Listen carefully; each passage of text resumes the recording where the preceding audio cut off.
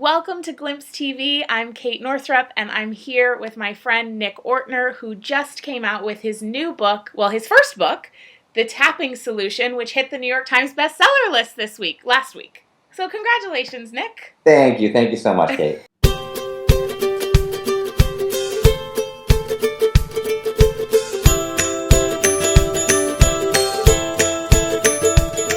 This is such a big deal because if you haven't heard about tapping or the emotional freedom technique, it can help basically any area of your life. And I was nose deep in the book all weekend long. I absolutely love it. And it really opened my eyes to how many things this methodology or this technique can actually help you heal. And what's great is it's free. It doesn't require any particular extensive training, and it's really fast. So there's not those usual blocks like, oh, I can't afford it, or oh, I have to find the practitioner, or oh, I don't have the time. It's like, this is available to anyone, and it's kind of weird. We're gonna do a live demo of it, but if you're willing to play, I think this can really be a powerful thing for you. So, Nick, I want to talk a little bit today about your own financial journey. You've had, there's people who've overcome tremendous pain and illness and emotional trauma and all this stuff. But because I like to talk about financial freedom, we're going to talk about the money stuff. So I'd love to hear for my viewers, what was your financial story? Because you came from really having a bumpy road and moved through that with your experience with tapping. Yeah, absolutely. Well, thanks for having me on, Kate. It's just always a pleasure to chat, and especially with you. My financial story, I think, is probably one that a lot of people are familiar with. Right out of college, I worked at a corporate job for 3 months. That's as long as I could take it. I knew I was in trouble when I went and said, I have nothing to do, and can you give me more work? And they said, the first year is really going to be a lot of learning and just observing what's happening. And I was like, this isn't going to work for me. I need to get my hands into something, and I can't believe that corporations work this way, and that they still stay alive with what a waste. Do nothing, right? So I quit. I was out of college, living at home with my parents because I didn't have any money. I just quit my job, and I started a web design company. Basically, this was back in 2000, 2001, so I opened up Microsoft Front Page, and I taught myself how to make web pages. And I built one for my dad. I built one for the golf driving range where I had worked in high school, where I went back to work with my college degree, my bachelor's degree, because I didn't have any work. So there I was back at the front of the desk selling tokens, and then also on the side building the website. So, I was an entrepreneur, and the web stuff built, and it actually became pretty successful. So I did web design and marketing consulting, and then I got into real estate. I was buying, fixing up and selling properties with my brother and father. So that's what I did, those two businesses for, maybe an 8-year span. Now, what was really interesting for me during that 8-year span is that I call it boom or bust, all right? Because I had years where everything was going great. Like at one point, the web design thing was taking off. I mean, I was 22, 23 years old and making 6 figures, and I was like, oh, this is great. And I moved to Brooklyn. I had a place in the city. One of my clients gave me an office on Park Avenue, right? So wow. I just had a little office in there, but I got to say that I'm at 410 Park Avenue, picking up clients. Everything is going great. And then next thing I know, I look back a year after that. So I had one great year run, and a year later, I'm like $100,000 in debt, right? So it swung back the other way completely. And it's like, what happened? Well, I can say specifically, well, this client didn't pay, and that client was a problem, and this, that, and the other. So, when we look back at our financial stories, we can always find the reasons why, right? Sure. The logic as to why this happened. But what I learned through the process of tapping, through EFT, and what I learned through what you teach and what other people teach about looking at our financial story and looking at what is really going on within me is that I recognize that there were some patterns at play here. There are some belief systems that were creating this outcome, and it was just that clear, And I think oftentimes it breaks down to little daily decisions, right? So if you have the wrong financial story, and I'll tell you what some of my wrong financial story was then, but if you have the wrong financial story, it's not like you sit there and go, I'm going to blow all this money, I'm going to go $100,000 in debt, I'm not deserving. You're not conscious of all these things, right? You're not like, it just doesn't happen, which is why most people don't notice. What you do is there's a phone call to return, and instead of returning it right away, you wait 2 days to do so. Totally. Right? Yeah. There's an email that you can send out. Instead of spending the right time with it, you blow it off, or you do it quickly, or you don't put your heart and soul into it. Those are the decisions that are made, again, unconsciously, I think, to pull us back from that success. Right? So one of the things that was very uncomfortable for me, I'm 23 years old, making $100,000 a year, and I had an experience year to year that was really interesting. One year, when I was doing well, I took all my friends from high school on a trip to Mexico. Right? This was the trip of a lifetime. We got these villas in Puerto Vallarta. I actually did some trade for the villas. So it was like I built a website for the lady, got the villas. I paid for some other stuff. It was just unbelievable. It's a trip I'll never forget. The vacation of a lifetime. The next year rolls around, and I try to put it together again. But the villas weren't available, so everybody was going to have to pony up a little bit more money. I'm still doing well financially at that point, and I'm going, come on, guys, let's do it. Think about the time we had last year. These times are going to fly by. Let's make an effort to do this, right? And I got pushback from a couple of friends. And, one in particular said, we don't all make as much money as you do. We can't all make these kinds of decisions. And obviously that hurt personally. But again, it wasn't like that hurt and I said, forget it. I'm going to blow all my money because I want to fit in just like you. Right? No, it hurt personally, and then unconsciously, subconsciously, I started making decisions that said, you know what, it'd be nicer to fit in with my friends. Maybe I need to commiserate with them more and be in their place. So sure enough, a year later, I'm commiserating with them. I'm worse off than they are. I'm $100,000 in debt. They're not. They got a job. They're $6,000 in debt. So I found that happening a couple times, and sure enough, I repeated it again. And this is what we do in real estate. So what's interesting about this and what happened with me in the real estate is that I got into the real estate right around 2004, let's say. And that's right around when I got into tapping. So I started doing my work, right? So I started doing the work on the side of the tapping. And I got to the point in 2007 where I was so passionate about tapping that I said, I'm going to make a movie about it. It was just this crazy idea. I threw all caution to the wind. I said, I'm knocking over frames.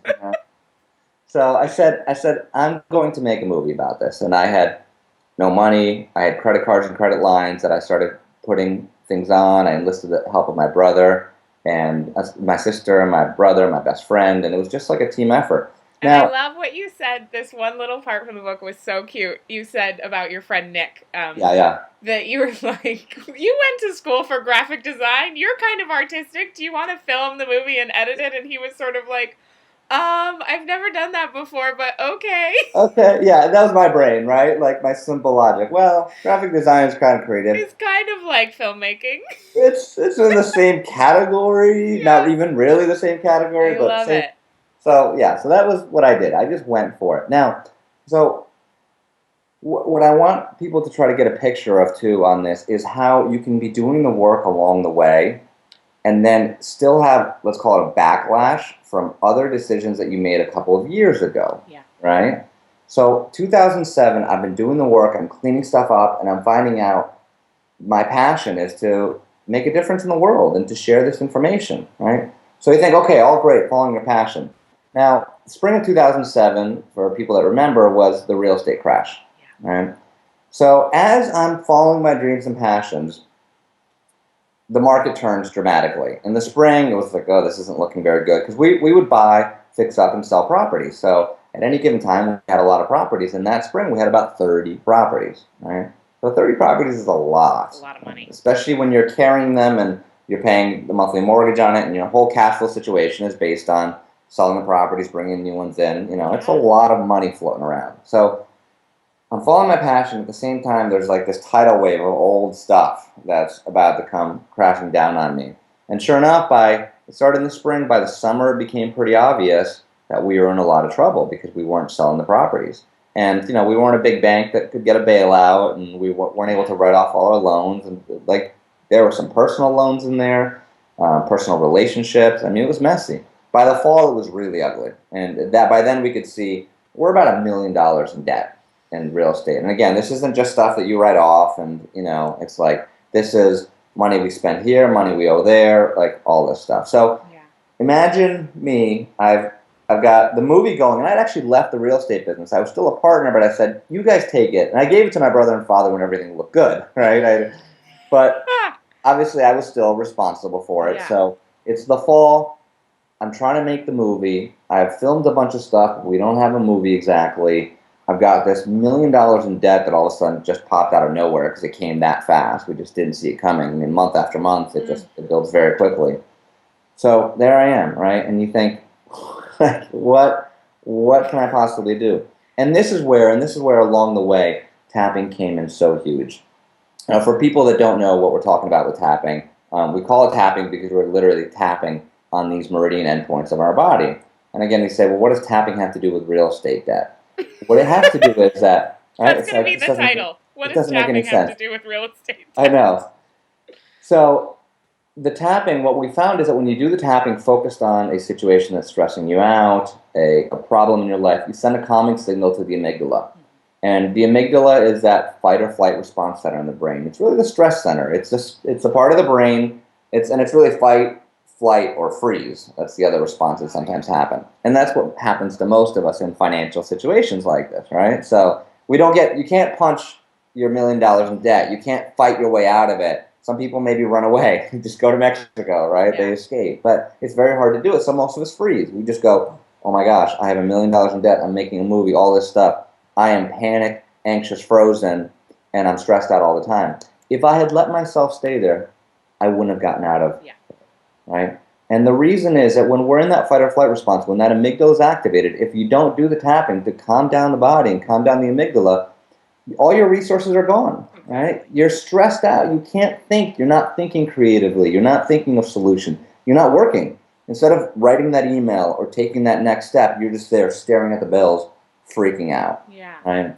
And I think that part of the equation is so important for people. And I like to bring up the story of, or the idea of, Kate, imagine that you were being chased by a tiger, right? And so tiger's chasing you. You are sprinting as fast as you can. And of course, you're stressed out, you're scared, you're looking back. And I come up jogging next to you and I say, hey, Kate, let's discuss your financial situation.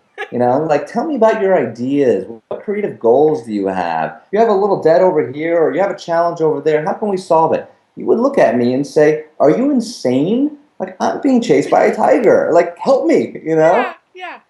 That's what we're doing in our daily lives. We are being chased by a tiger. We don't have the mental faculties, the mental resources, literally, to come up with these new ideas and solutions. Now, the opposite is, I come up to you when you're, walking in the woods, or, people say they get their best ideas when they're taking a shower, taking a bath. I obviously wouldn't walk in on that, but maybe I knock through the door and I say, Kate, now that you're relaxed, tell me about what you think. And you'd say, this challenge is over here, but I know I can do this for it. Or that's over there, and now I can do that for it. Right? So that's what I did. In the midst of all this, in the midst of trying to follow my passion and create this movie, and then having all this real estate debt, I kept going back to doing my work, to doing the tapping along the way, to saying, even though I'm totally freaked out and anxious and I don't know what to do, I deeply and completely accept myself. And sure enough, step by step, I made one good decision after another, and then built up the last, 5 years later. You mentioned New York Times best-selling book. The business is very successful, and we're making a difference in the lives of literally millions of people, and I'm financially secure. So Amazing. And married to the woman of your dreams. well, that's it. Incredible family. Like, the Ortners That's are what just... I knocked over before. Oh, she's so beautiful. Give Brenna a huge hug for me. I will. I mean, one of the things I love about you guys is, this is totally unrelated, but just in terms of, okay, so often, I will meet people who are doing high profile, amazing things. And then I get to know them a little bit better, and I find out behind the scenes their life actually doesn't work that well.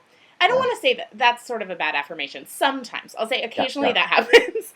And what I love about about you, Nick, and Alex, and Jess, and your whole family empire really is you guys really love each other and you work beautifully together. And I'm sure it's challenging to have a family business and all of that, but I love that you guys do things together, and it just really works, and you walk the talk.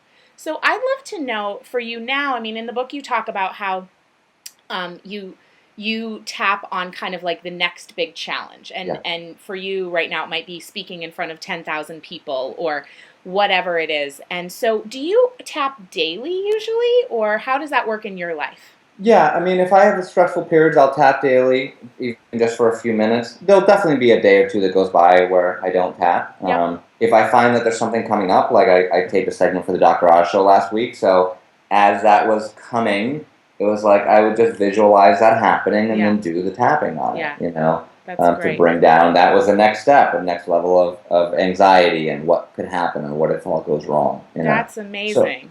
but, I think the key is that I did so much work before. It's sort of like going to the gym. If you're really out of shape, you're going to have to put in some significant effort to start with, right? You're just going to. Once you get the muscles built up, I mean, think about muscles. Muscles just burn more calories, period. So you have more muscle on your body, you burn more calories, you can have a little more freedom with what you eat than if you don't have the muscle, right? So once you've been to the gym and are in good shape, I think it's easier to maintain that than it is with that initial effort. And it was the same for me in tapping and looking at my limiting beliefs and my stories about what had happened and who I was going to be in the world. So once you do the work there, then it's easier going forward. Exactly. So one of the things before, just for you guys watching, when I was going to do my first Hay House Ignite talk, I was totally terrified. And Nick was so generous to offer a tapping session. And we did that. And of course, we didn't tap on public speaking because I actually don't have a fear of public speaking. That's the other thing that comes, right? It's like, oh, you think this is the issue? No, it's not. And so you talk about that, the layering in the book, and you give some really practical ways to peel back the layers of the onion, because we might think that we're tapping about knee pain, for example. But really, as you start to tap, other things come to the surface, and it might be about fear of moving forward because of a childhood experience. And Nick gives some very, very practical scripts to use and practical questions to ask yourself as you're doing this, so you don't have to hire a professional. And even yesterday, I was reading the chapter about being overwhelmed, and I realized, you know what, I actually feel overwhelmed. So I put up my Kindle there, and I tapped through the exact script that you had, and I probably did it for about 10 minutes. Yeah. And I did feel relief. And then I was telling you, Mike had a head cold, so I said, Mike, we're going to tap on this. And he started at there's a scale of, what is it? It's the SUDS scale. The SUDS, yes. That's subjective units of distress. Yeah. But it's really, I call it the 0 to 10 scale. The 0 to 10 scale. So he was, feeling discomfort on a 9, and then by the time we tapped, and I just made stuff up about, whatever we were tapping on as we did it, and by the end he was a 5, which I thought was amazing, and we only spent about 10 minutes. So could you lead me through a tapping if let's pretend I was stressed out about my credit card debt. Yeah. Because I think that's a common thing that some people are stressed out about. I used to be. Luckily, I healed that one. But I think I could still continue tapping because, again, that boom bust thing that you talked about, we think we've healed something, but then maybe it comes up in a different way. So remaining vigilant around that financial self-care and self-love, tapping is one of the things you can do. Yeah. Absolutely. Yeah, let's do it. So, whether it be the credit card debt, some other bills that came up, I sort of put all that stuff in the category of financial noise, right? It's the stuff that's present all the time. And I think that, certainly the limiting beliefs, the stuff that's really deep down, who you're going to be in the world, to me is at the core of this change. But it's very hard to get to those things if you don't get to the noise first, right? So if I was working with a client, if you're in massive credit card debt, and I said, hey, let's talk about your limiting beliefs and who you want to be in the world, your brain would just be like, there's $10,000 in debt here. Like, I can't, again, it goes back to that being chased by a tiger. Yeah. Like, we can't peel back the layers of the onion until we bring calm to that outer layer. Right? Totally. So everyone watching and listening, just tune into something financially that's stressing you out. Credit card debt, some bills you got, something that's happened recently. And just tune in and actually feel that stress in your body. We tend to make finance a very heady thing, like, oh, let's think about this. And tuning into the body and seeing, well, where do I feel the credit card debt in my body can be really helpful. So you might say, I'm queasy in my stomach. I feel all this tension in my chest or my throat. And just feel that, and then give it a number on a 0 to 10 scale. So again, 10 would be like, I'm totally freaked out. If you credit card debt and you can't stop thinking about it and you're freaked out, it's a 10. And see if you can assign an emotion around it too. So I'm anxious, I'm angry, I can't believe this happened, it was this person that did it to me. I got a divorce from my husband and he doesn't give me any money and it's him or it's her or whatever it is. So just tune into the emotions behind it. And then we're going to do some general tapping. So we're going to tap just using general language since, we don't know what everyone's tapping on individually, but it'll still work great. So we start by tapping on the side of the hand. It's called the karate chop point. And you can use one hand or the other. Doesn't matter which you use. And Kate, will you be my echo? Yes. Okay. And so everyone out there, just repeat after me. Even though I have all this anxiety about money, Even though I have all this anxiety about money, I deeply and completely accept myself. I deeply and completely accept myself. Even though I have all this stress and anxiety about money, Even though I have all this stress and anxiety about money, I deeply and completely accept myself. I deeply and completely accept myself. I want to do that one more time. Even though I have so much stress and anxiety, Even though I have so much stress and anxiety, and I feel it in my body, and I feel it in my body, I deeply and completely accept myself. I deeply and completely accept myself. And now tapping through the points. The first point's the eyebrow point, right where the hair ends and it meets the nose. You can do one side, the other, or you can do both sides. The meridians run down both sides of the body. And just say this stress and anxiety. This stress and anxiety. And now to the side of the eye, it's not at the temple, right where the face turns, next to the eye, all the stress and anxiety. All this stress and anxiety. Under the eye, right on the bone, the stress and anxiety about money. This stress and anxiety about money. Under the nose, I've been carrying it for so long. I've been carrying it around for so long. Under the mouth, it's above the chin, below the lip, right in that little crease in there, all the stress and anxiety. All this stress and anxiety. 3 more points left. For the collarbone point, just feel for the 2 little bones of the collarbone and go down an inch and out to each side about an inch. You can tap with all 10 fingers if you want to make sure to hit the points. And again, this stress about money. This stress about money. Underneath the armpit, 3 inches underneath the armpit, either side of the body. It'll be right on the bra line for women. All the stress and anxiety. All this stress and anxiety. And the last point where we do look like monkeys a little bit, but that's okay.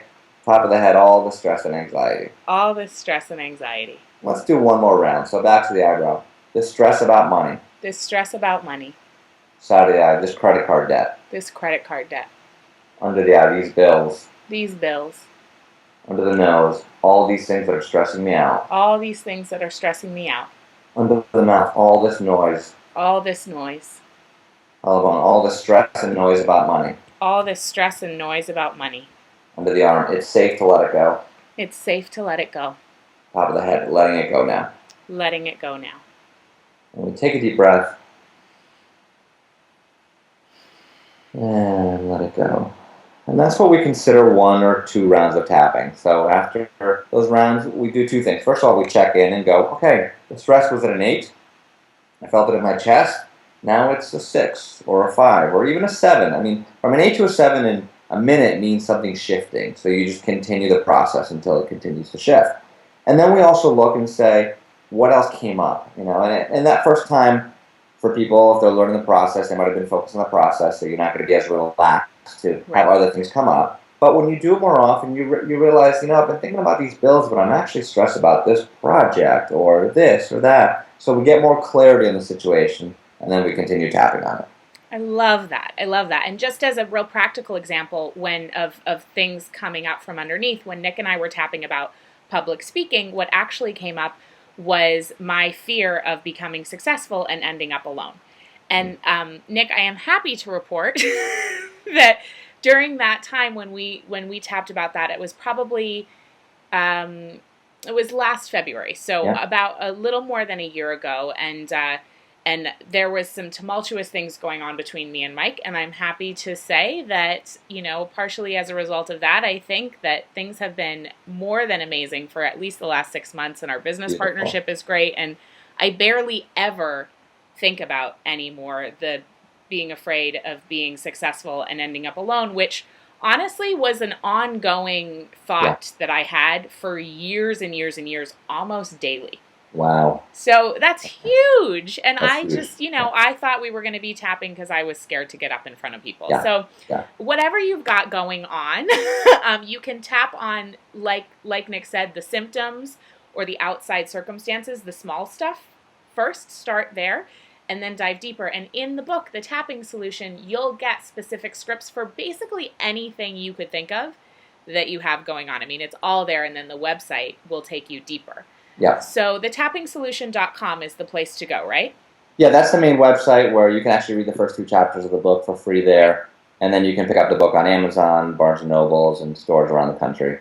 And one of the things I love, can you talk about your work with the foundation that you're partnering with for the proceeds of the book right now? Yeah, absolutely. So I work I live in Newtown, Connecticut. So, December 14th was obviously a terrible day for the world, and it especially hit home here because I live here, so it becomes a little more real, And a few days after that, we started a foundation, the Tapping Solution Foundation. We've been supporting work around the world with EFT and trauma. It works incredibly well around the world, and genocide survivors in Rwanda, and just incredible circumstances. So we decided, well, we have to do what we can to help here. So flew in Dr. Lori Layden, who's the lady who worked with the genocide survivors in Rwanda, and we put together a team of 40 volunteers, and have been working on the ground the last couple of months, one-on-one with people, with groups, with parents who've lost their kids, with teachers, with students, and again, all focused on the trauma relief part of it, Not the grief part. The grief is there, real, human, and good, I think, in terms of part of the healing process, but there's been so much trauma around it. So we've been working on the trauma and stress relief. And we've also partnered up with a foundation called the Jesse Lewis Choose Love Foundation, and it was created by Scarlett Lewis, who lost her son Jesse, a beautiful 6-year-old boy, and she's been working on spreading Jesse's message of hope and healing. Some incredible stories there that you're going to hear about soon because you're going to hear about it. Just stay tuned for that. I know, and so we've been working with her. She's actually had some really great experiences with tapping. Again, using it for the trauma, working with her, and she's been speaking publicly about how much it's helped her. So what I've done is for the first 10,000 copies of the book sold, I've donated 100% of my royalties to the Jesse Lewis Choose Love Foundation and the Tapping Solution Foundation, of which I make no money on, obviously. And I have a check somewhere, and I wish I could hold it up for you because I just wrote it out for the Jesse Lewis Choose Love Foundation for over $17,000. That's amazing, and the book has only been out 2 weeks. 2 weeks, yeah. We raised $12,000 with the book, and then $5,000 at the book launch party that you attended. Yeah, that was a fantastic party, and we did get to hear Scarlett speak about her experiences and the way that she's been able to transform the energy around grief and the trauma of that into love to make the world a better place is just incredible. And I just can't even thank you enough for partnering with her and for the work that you do. You've definitely changed my life. I'm really excited to keep tapping with the book. I'm just absolutely loving it. I can't wait to end our interview so I can get back to my Kindle and go tap. But I'm going through and I'm like, oh, I could tap with my mom about this. I could tap with myself about this. I could, just like all the possibilities are amazing. And you can do it anytime, anywhere. I mean, you feel a little silly, but even before my Wanderlust talk last summer where we spoke together, I was feeling stressed out about it. And it was after your talk at Wanderlust. So I tapped on it at a restaurant. And like, who cares? And if you're stressed about people thinking you look weird, you could just tap on that. Like, even though I'm doing this ridiculous tapping thing in public and I look silly, I deeply and completely accept myself. There you go. Hey, worst case, you go into the bathroom and close a stall and spend 5 minutes in there. Yeah. Some people do that at work, obviously. It's probably tough to just start tapping in the middle of a meeting, but you can say, this person's stressing me out. I need to go to the bathroom. Yeah. And, just drink a lot of water so they think that you in the bathroom. You just really have to be. Yeah, and the other thing I love that I thought was so practical is that you suggest if you're on the phone or something talking through a difficult situation, like with a girlfriend, you can actually tap while you're doing that, and they won't even know you're doing it, and that will calm down your whole central nervous system. Calm it down, and then actually process the emotions, and and let them go. I think there's been a conflict, especially with the idea of positive affirmations and The Secret and all this stuff. There's been a conflict where people go, well, I'm not going to say anything negative, and instead of saying something negative, they just bury it. So they really feel angry towards a person, and they go, well, I'm supposed to be positive, so I'm just going to go like this, and I'm positive, I forgive them, but they don't really. It's one thing to do it properly, and I agree with that completely. I'm all about positive affirmations and positive thinking, but you've got to speak your truth, you know? So the opportunity with the tapping is to spend a few minutes going, you know what, I'm really angry about this. And do the tapping and then let it go and then truly forgive. Totally. Yeah, because if you're trying to stuff down the negative emotion, it's just going to stay there. Yeah, so, it'll stay there. It'll pop up in another way. You'll also say, well, why isn't it working for me? Yeah. I'm being positive all the time, and I watch The Secret, and I do Law of Attraction, and nothing's working. It's because you're not getting to the root of it. Yeah, exactly. So this is kind of like the best of holistic medicine, energy medicine that gets right down to the root. It's not just treating the symptoms. Yeah. So go get the book at thetappingsolution.com. Be part of this movement. Share it with a friend who you think could also, it could help. And if you're watching this video somewhere on the interwebs, go to katenorthrup.com for more Glimpse TV. Thank you so much, Nick, for coming on my show. Thank you, Kate. Thanks for having me. So awesome. And congratulations on everything. I'm just thrilled for you. Thank you. Bye. Bye.